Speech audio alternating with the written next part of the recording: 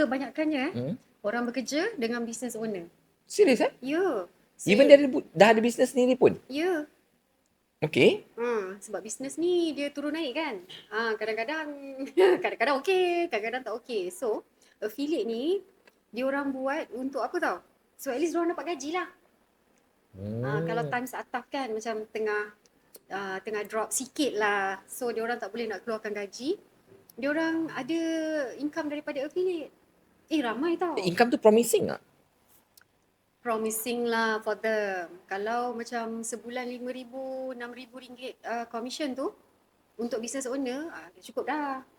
Duit-duit jajan lah. Itu duit dia lah. Macam dia punya salary lah. Sebab kalau buat business ni, kan ada overhead, kena bayar overhead. So duit business yang mana dia punya gross profit tu untuk bayar overhead, untuk beli stok ke apa ke. Gitu. So maksudnya nak bagi tahu kat sini affiliate ni, kalau you buat betul-betul, boleh menjana pendapatan. Universal lah. Boleh. So macam mana orang-orang yang bekerja tu macam mana? Macam student Kak Bel tu, dia orang macam Kak Bel memang follow dia orang, memang apa orang kata guide dia orang daripada bulan ke bulan ke macam mana? Kalau dengan my students, dia depends lah. Ada juga yang I guide personally, ada juga yang I guide dalam group.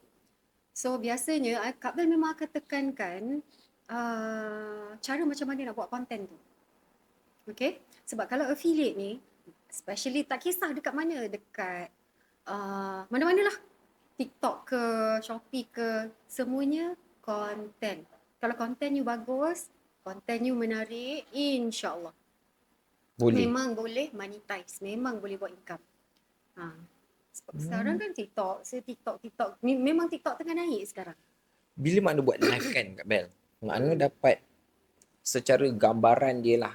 Makna dapat tahu bahawa memang orang zaman sekarang ketika ini sedang mengalami masalah kewangan, tetapi I tak tahu lah whether diorang ada mind blocking ke apa, tapi kebanyakan masa diorang akan cakap macam ni Kak Bel.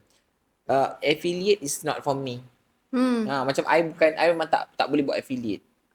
Okay. Nak tahu apa I punya komen ke? Mestilah. Kalau tak tadi kita main Kak Bel. Kan, nak tahu komen kan kena melahap lah.